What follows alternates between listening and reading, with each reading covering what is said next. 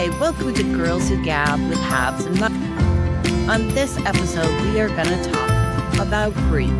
Enjoy, and I say enjoy because I believe out of grief comes joy.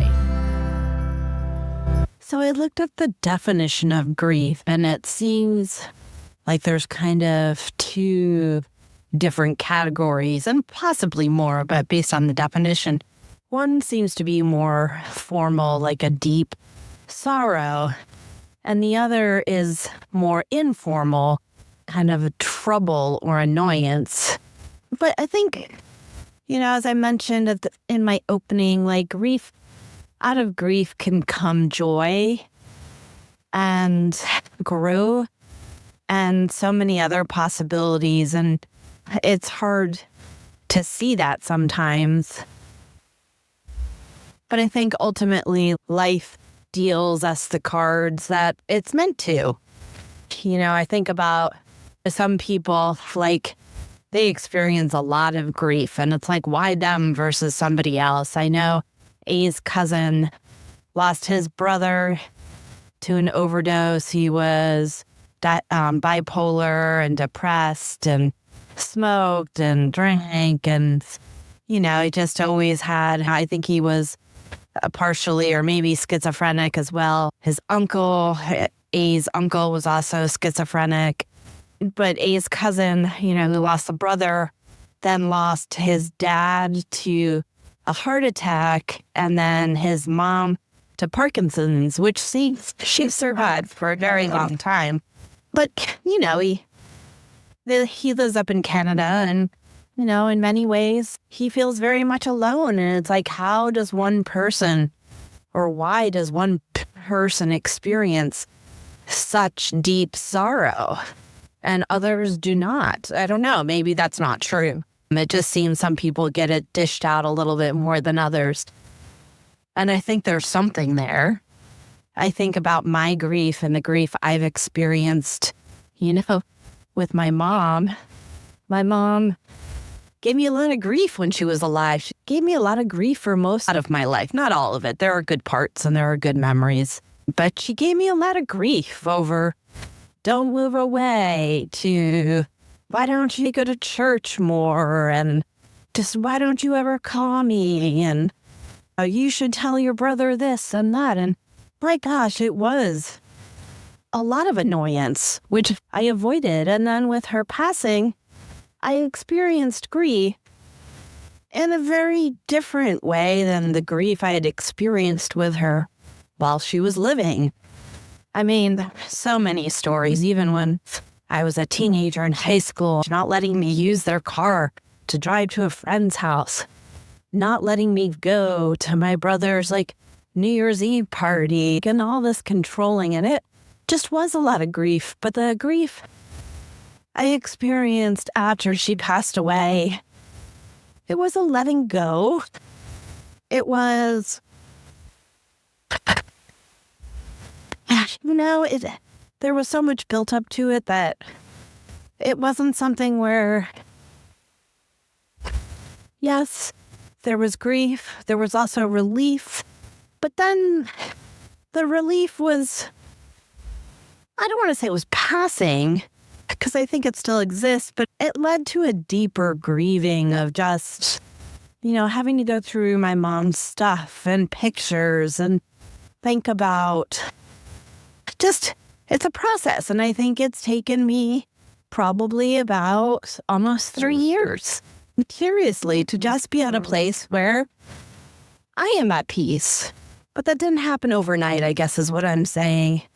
There were many things and many important markers that led me to different stages of grief and affected me and my family. Because when one is in grieving, it's reflected onto, or is that the right word? Reflected onto others, but others are impacted as well. So grief is not one-sided. It can be loneliness. It can be togetherness. And it just takes so many different forms. And it's just interesting to acknowledge there's so many different types of grief. I'm taking my dog on a walk and I happen to pass by a friend's house M and F, they used to live on the corner of Prospect and Riverside. It's like kind of a big corner, and they had a big, unusual house. Unusual in that, like, just the layout and the design. And they were unusual, but exceptional. I mean, they are exceptional people. They brought a lot of life to the neighborhood. They brought together a community of families. There were a lot of laughs, some tears, but mostly laughs. Really good times. And they were just, kind of the life of the party.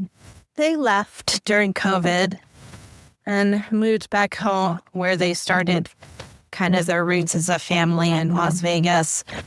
And a man bought their house who is reportedly a judge who had lost his wife. And he has never been very sociable or friendly. M and F, our friends who left, had left a lot of stuff behind. And so a bunch of us in the neighborhood actually contacted this new homeowner, and he never responded. We left our phone number, emails, everything, saying we'd take the stuff off of his hands, and a lot of good uses for it. And he completely ignored us. Every time I walk by this house, there's a little bit of grieving because it was a happy time. Life must go on, and it has. And I think that they moved back to a place that they were meant to be in. But during that brief period, it was just a really fun time, and I have fun memories. And I think some of us grieve for that time. I notice, less and less that they're staying in touch with people in our neighborhood and not remembering us. And, people aren't necessarily talking about them anymore. So, this guy was grieving the passing of his wife, whereas in the neighborhood, we were grieving the leaving of these friends in our community. Grief is universal. Like I said, I think out of grief, there comes joy. Looking back at my mom and even my dad, there has come joy. I look at mostly the good things, the fond memories, and I've taken them with me and moved forward. And in many ways, I'm still working on it. And, my dad, the joy is that he passed away of dementia. So his last years weren't that memorable for him, especially memorable for us in a lot of ways, in a very difficult way. So it brings me joy that he's at peace and not being able to remember, because that's a very sad thing. I think about the house that my mom sold, our vacation home, and there was grief there. It took a long time for me to let that go. And my mom was waiting on me for a long time, I think, to say, okay, Mom, you can sell this place. And I finally did, but it took me a long time to get there. But looking back on it, I'm so happy that it was sold and the people who bought it live across the street, and they renovated it and kept much of it intact and just updated it. And it's a great rental place. And so I'm happy about that. And I think it was the right thing to do. We were never really going up there. And so it just made sense. But it was tough. And there was a lot of grieving in the process. I think because of all the special memories. I think grief can be born from special and not so special memories.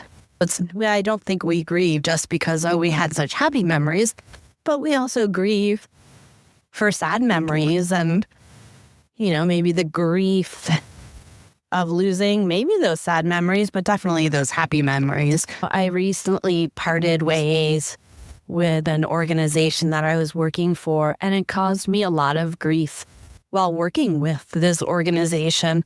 A lot of grief, a lot of mental, verbal abuse. I wasn't paying attention to my family, to myself. And when we parted ways, all I really felt was joy. I feel so much joy for not being in that position and at that place.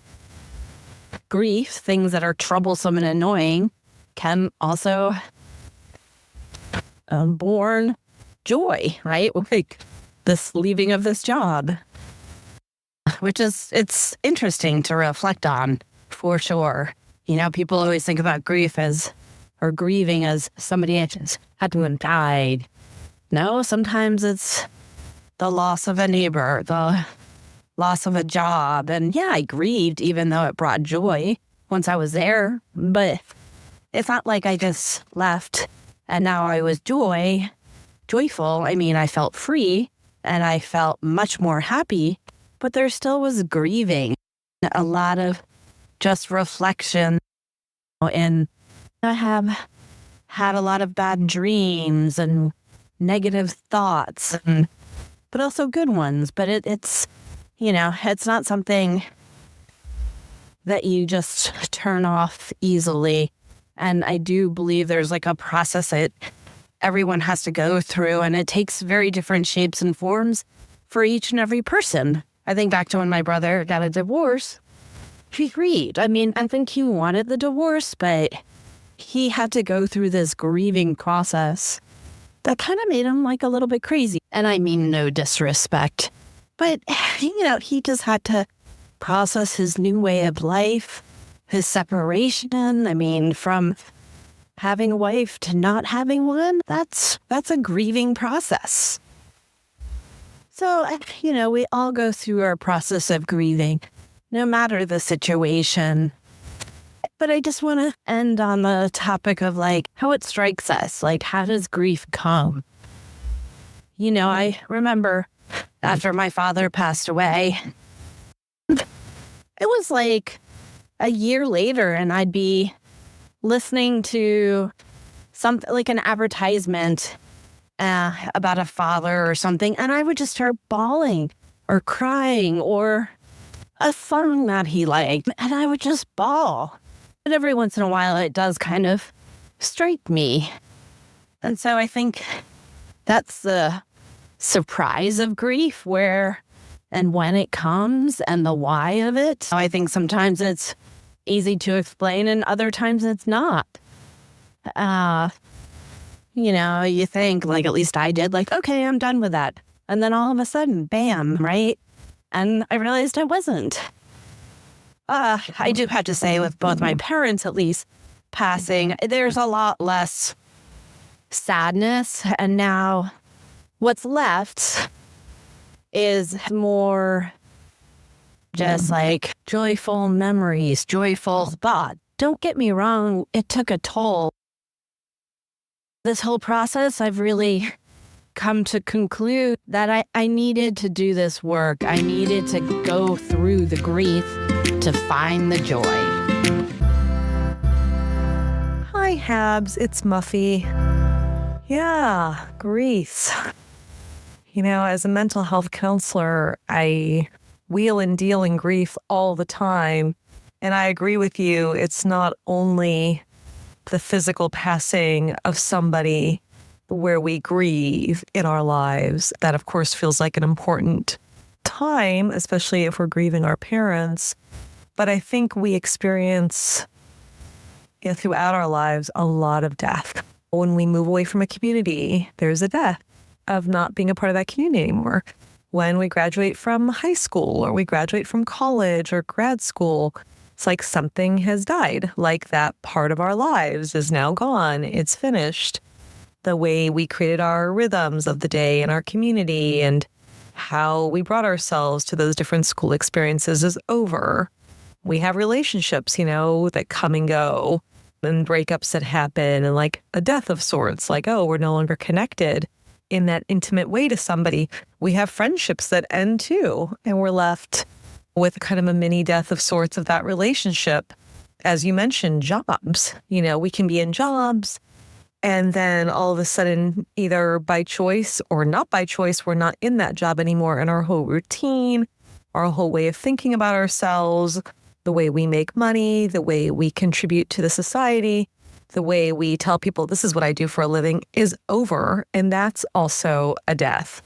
There's just so many kind of like deaths in life or endings in life that we are constantly grieving. And I think grief is a very fluid state of being. It's not something that is just, okay, I've grieved and it's over and I'm done, spit spot, let's move on. I mean, some people approach grief that way, but, grief is a sneaky character and it comes in and out, as you were mentioning. Even after acute grief is over, a song will come on or a memory will come up or you'll taste something or you'll see something and you're right back in that moment and that moment is no longer there. And it's grief that comes and kind of descends upon us that we have to then, be with, tolerate, accept, which can be very, very painful.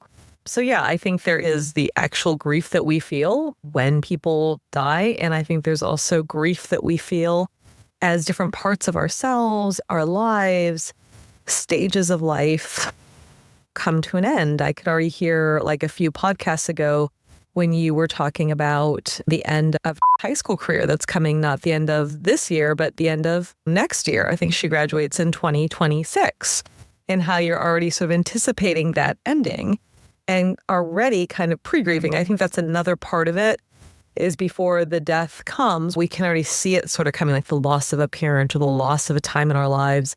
And it's like we feel it, right? And we can kind of anticipate, and we're kind of in it even before the thing actually comes to an end. I kind of thought about that when you were talking about really enjoying the four of you still being under one roof and being a unit. When T goes off, she's going to be creating the beginning of a life of her own, separate to the family of origin she's come from, which is the natural progression of life, but it's going to be an ending for all of you. And I can already hear kind of the grieving around this. I just think grief is a part and parcel of life.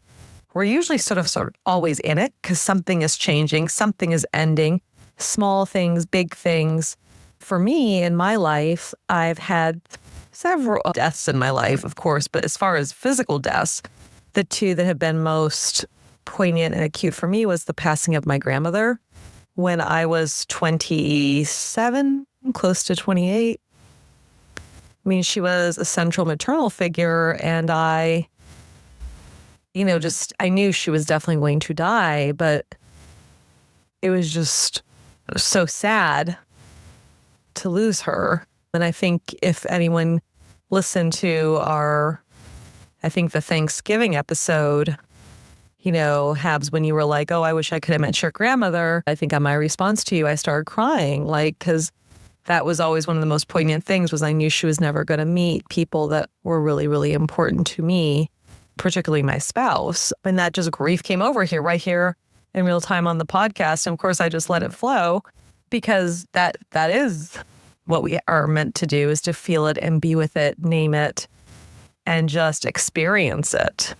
So her passing was really significant marker in my life. And also the passing of my dog, P, back in 2021. I'm coming up on his, oh my God, I can't believe it's a 4-year death anniversary on February 4th, 2025. He'll have been gone 4 years. That was so hard to lose him, because I don't have children. So my pets are my children, my furry children. And he was certainly my dog from my childhood. He was a Scottish Terrier. He was brindle. His name was P, just like the other one. And he was just the light of my life. He was my everything. And he died very suddenly. There wasn't a lot of, basically I just got the word that he was very sick and was going to go soon. I thought we probably had 4 to 6 months with him, but really we had about 5 weeks with him. I did not want him to suffer, so we put him down so he would not. He might have had 1 extra week, but it would have been a week of intense suffering for him physically, and then us watching him suffer. So we didn't put him through that, or ourselves. But that was a shock, right? Like, I wasn't expecting it. I think there's a certain thing with grief when it's a shock like that. And he was quite young. He was only 10. And our Scottish Terriers always lived to be 13 or 14. took me a long time to process that and feel that the depths of grief I felt over him was just, I mean, when he died that day, I just wailed. And I would say it was wailing. I just wailed. It was unbelievable to me to have lost him. And, he still comes, like the grief of him, just like my grandmother at times, like I said on that podcast. He comes, the feelings and the spirit of him. And I just, I get overwhelmed. I miss him so much. There's certain songs. I think you're right about music. Very hard losses. I think a more interesting loss for me recently has been the no contact I've gone with my parents. And that to me has been like my own death. I left my parents. I would say that I died, which is odd, right? Like the relationship, they're still, to my knowledge, living in this world. They are elderly, but I am no longer in relation to them. One of the last things I said to my mother was, I'm ready to go. And I mean, I was ready to go and I went. And so it's sort of a strange thing when you, quote unquote, the relationship dies like that. It's almost like a sudden death, like you got shot or you were in a car accident and it's just done. I mean, that death had been coming for quite a while, actually, as I reflect on it.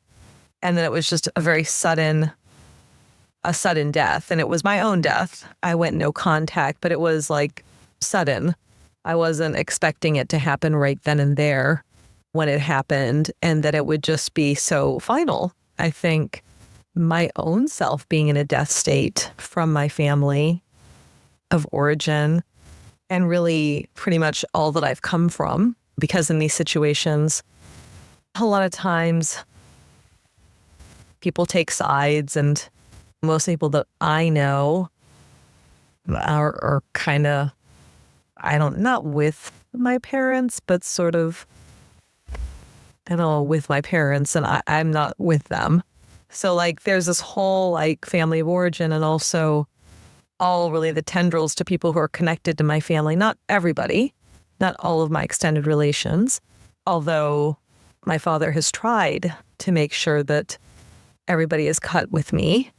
And so sometimes I guess I don't know if I think sometimes maybe he succeeded, sometimes he hasn't, but he's definitely sought to kill whatever else I might have off from me. So, but I was ready for that. There's a reason why I died. But it's an odd thing. I mean, the grief that has ensued has been of my own death with my family of origin, and particularly with my parents. People think, oh, I'm going no contact. I'm having this life. They're still living. I'm still alive. I don't really feel that way. I feel like I'm grieving myself and that which I was with my family of origin.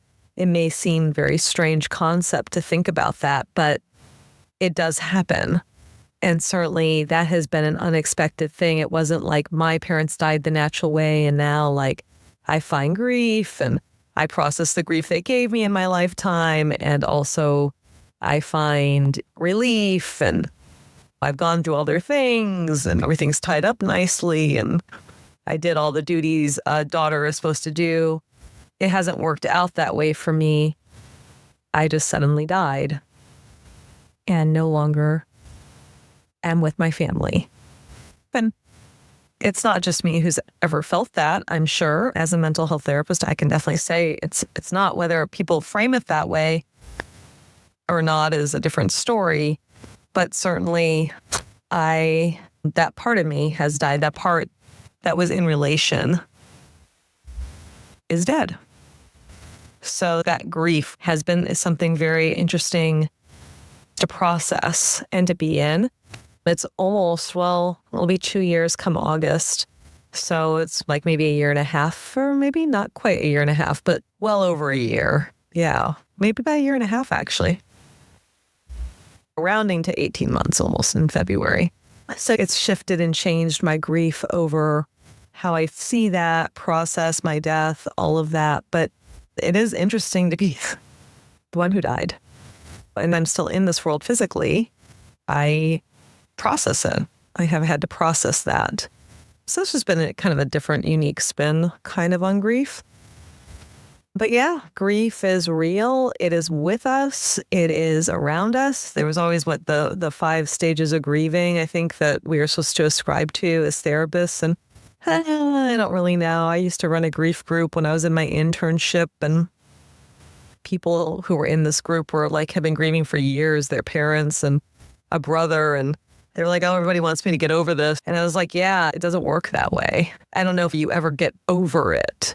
It's just that things become less acute. We look at things differently.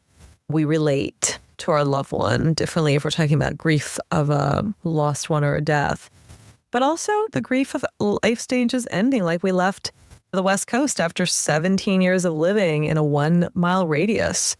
Our whole 17 years, it was like kind of grief over the loss of that. But at the same time, we wanted that to end. So whenever we have these deaths in our lives, there's also often, like with jobs and, moves and leaving schools and all of this, there is a beginning. Death opens us up to something new to come, right? Sprouting.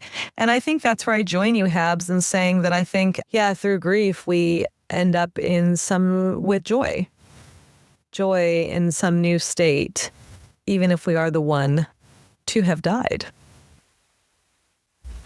Hi, Habs, it's Muffy. I think I want to begin this by saying, good grief, Charlie Brown. I mean, when I think of good grief, I think about definitely the Charlie Brown cartoon and Charlie Brown himself, who would always say that. Good grief. So I'm welcoming you with good grief tonight, Habs. I mean, I think these transitions, which always come with some level of grieving, is so palpable. The only thing we can really count on in life is change. And as we move through changes, there's all these mini deaths. I mean, there's just so many. Big ones, small ones, major chapters, opening, closing. Like, whenever there's the opening, there's a closing. Something is ending. Something is finishing. Something is lost. But then there's the new coming in. And, whether that be, I don't know, it can be like a very small mini death. Like, well, I feel like I've just had a really small mini death, and that my spa place that I get my manicure and pedicure done in the city is gone. And I was just in there last week, and the odd thing was that the person who usually does my manicure and pedicure wasn't there, and they were sort of cagey about it. I'm like, well, when's she coming back? And they were like, we don't know. She's on vacation. I'm like, okay. It sort of makes sense. But then RK also goes in there to get his pedicure. And he told me this week that Saturday when he was in there, that was their last day of business. And I had just been in there the Tuesday before. And I was like, why didn't they say anything to me? Like, I have been going there since I moved here in late 22. Like, every month I go and get my nails cleaned up, like a basic manicure and pedicure. And I certainly had a relationship to Amy, and no one said anything to me. So I didn't get to have any closure. I didn't get to say goodbye, and it's just gone. I mean, it feels like a mini death. Like, I will go on and find somebody else. Hopefully it's going to be a process, because it always is. So something new will begin. But I'm kind of sad that I didn't get to say goodbye to Amy in December and to these people, the whole group. So, and then the other thing that recently happened was I need to ask my dermatologist something. And I called the office and like, oh, she's gone. She's moved to California. And I'm just like, what? Like, there was no letter from this doctor. There was no nothing. She was a person who, took away a cyst that I really had to have removed a year ago. Did a very good job. I don't think she left even a scar, nothing. So very professional work. And like, nothing, just like, she's gone and you'll have to go figure out somebody else. The business is closing. The doctor is moving and they can't say goodbye, right? They just like, we've closed up the shop. I guess they did kind of say goodbye to RK, but with me, with the manicure pedicure place, they just couldn't say it. And neither did this doctor. I think that's true of all sorts of endings and deaths that we grieve. I'll find a new doctor. Yeah, I'll find a new mani-pedi place. But it's just like, these are also mini deaths that we kind of grieve and sustain throughout our lives. It's the simplest thing like that. So yeah, these transitions and that cause some sort of change, whether we expect it or not expect it, is stuff we're like moving through and like processing, grieving, like, okay, like, I mean, I'm not grieving so much about this doctor or this person did my nails, but like they were a part of my life, right? And they were very helpful to me. So I think grief is also interesting when we don't get to close and get to say like what we want to say. I heard you there about your mom in the letter. And like you found it and you heard your mother's voice coming through in the letter, but you didn't get the chance to respond in real life, right? Like it's also like kind of sad that it couldn't happen together between the two of you in life. I think a lot of times that complicates grief. It complicates goodbyes. Sometimes, like you say, it helped give you relief and let go and help you get through the grief, just to have that letter. But also, in other situations, it can lead to like, oh, there wasn't that in-person opportunity to close it together relationally. I think that's really hard. And even with my own parents, yes, this trendy no contact thing that much younger people are doing in their 20s and 30s. I think a lot of people like, I've gone no contact, but then like at some point they're going to go contact, right? Like mine wasn't that. It was, I'm gone. And like, I don't think my parents were prepared for me to be dead. I think they thought it was just going to go on. How they were treating me and how I would accept to be treated. And, you know, abuse was the way by which to control me and keep me in that. And usually that worked. I'd be afraid, I'd feel threatened, I'd have to stay in, right? But I had done enough work on myself to say no and just let that part of me that related in that way die. But I think it was something that like killed like suddenly in a car accident or something. I don't think they were ready for that death of me. I still don't think they even think I've done that. I think they think I've just done this maybe trendy no contact thing and how dare I? And what a bad person I am for that. When really I died. And I think that is, I mean, that type of way of interpreting no contact where it's just done and you're left just there with nothing. It's just gone. Particular type of grieving that I think is hard, especially when everybody's still in the world and there's still death. So it's all very complex and complicated. And I guess a good death of whatever. We're closing out a chapter, closing out never seeing your manicurist person again, closing out whatever, school. There is this real chat with the person or the thing, process it together, get it all sorted out, and then like, okay, now we're ready to move on. And sometimes I've had the opportunity to have my grief worked through in that way. I certainly felt like that when I closed up my chapter in DC. It was that fall. I had like 2 or 3 months to wrap up my life there. And I did. I got to see everybody and say goodbye. And like, I knew I wasn't ever going to go back to DC and live. I just knew that somewhere, even though many years later, RK and I would be wondering, should we go to the East Coast and go to DC? And it just never worked out. It was never meant to be that we lived there together. That was my time in my 20s and it was over. Interestingly enough, I was very close to my friend's dog that I was living with her and her dog. And that dog I cared for so very much and all the things. And when I left that day, I said to her very directly, okay, C, I'm not coming back and I love you. And it's been a wonderful ride because we had years together, but this is over. I'm not coming back. And like, I left DC and like 2 days later, that dog died. I mean, it really wasn't my dog. It was the family's dog and I was living with the family. So I, cared for this dog and I'm a dog person. And I thought, oh my God, like she knew I wasn't coming back and she died.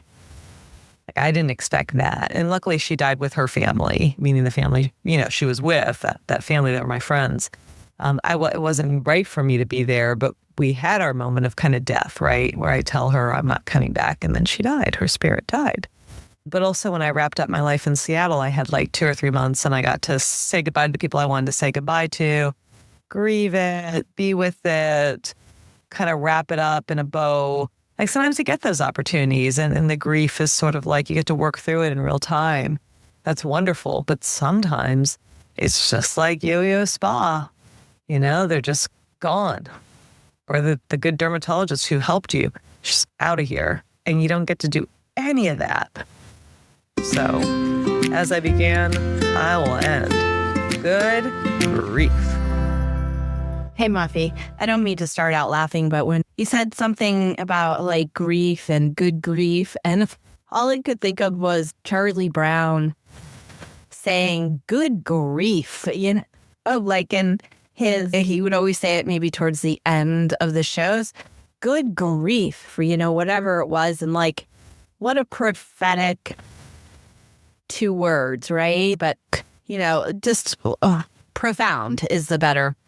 How profound is those 2 words? When you say it, I say it like, good grief. Like, it kind of makes me feel better. I've had a couple of days and like saying that, just saying good grief to it all. Like, so that's why it can be good to grieve, and out of grief can come joy because it feels better.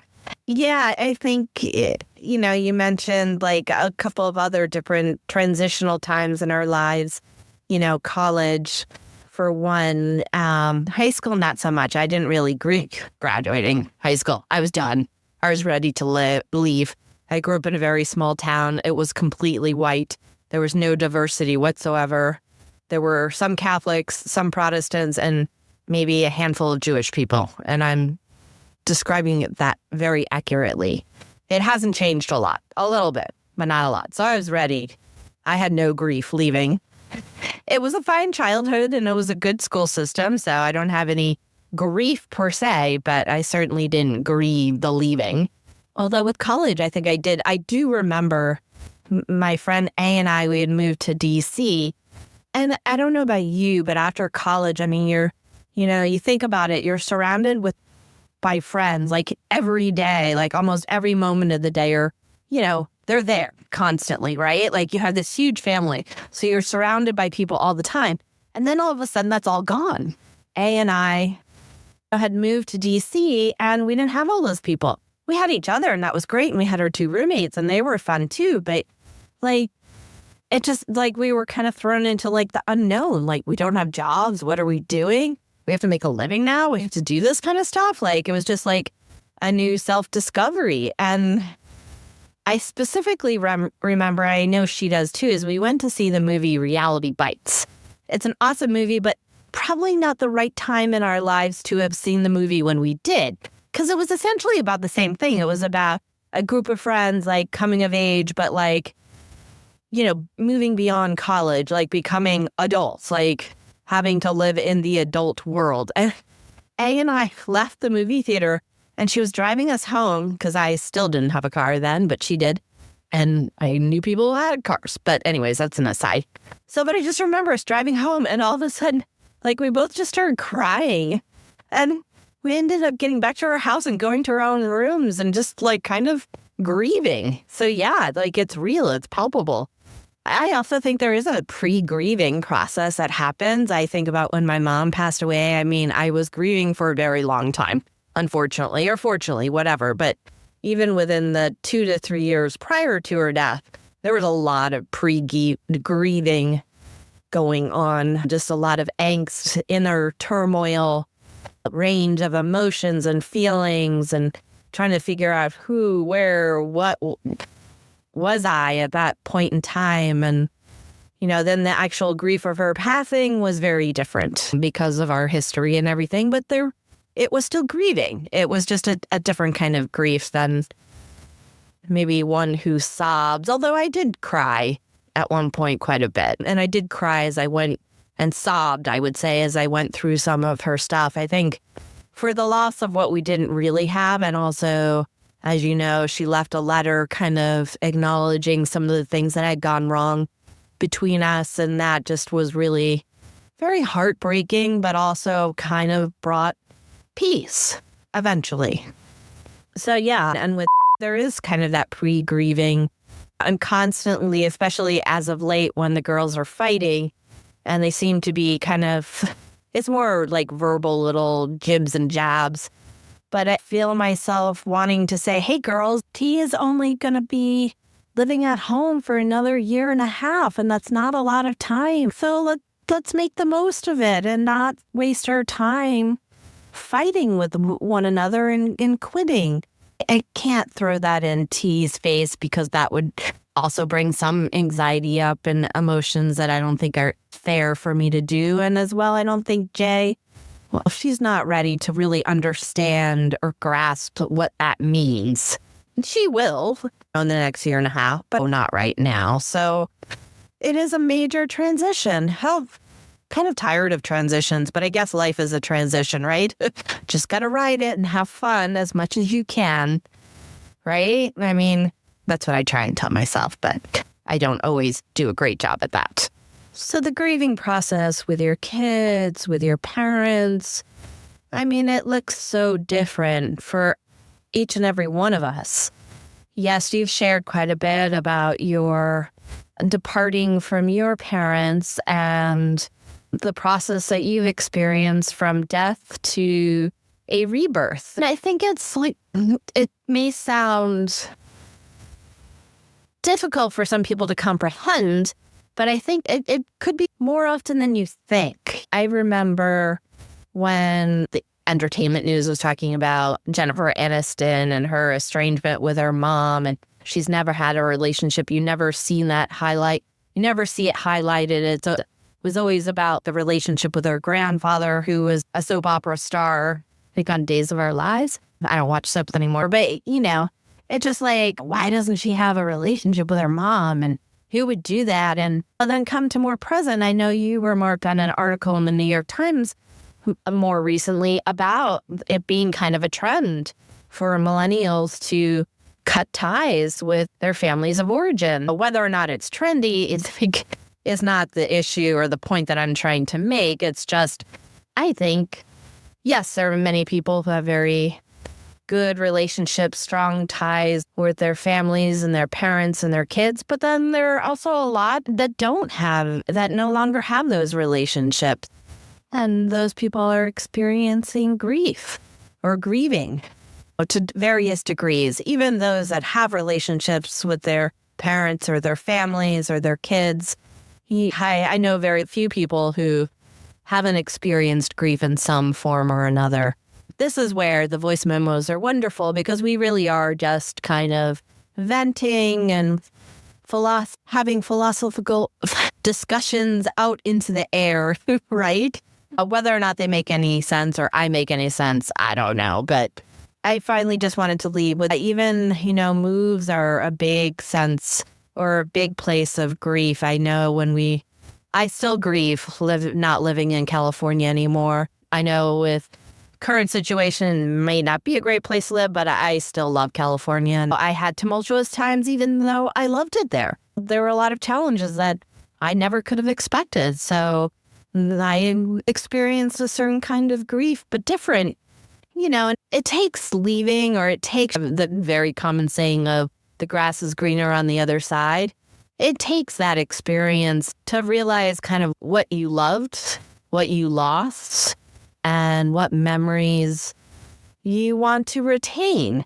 And yeah, that's all part of the grieving process and the joy that comes from it. So on those words, I will say au revoir. I can't say that. I'll say auf Wiedersehen, which is goodbye in German. Okay, bye, Muffy. Thanks for tuning in today to our conversation on grief, all sorts of grief.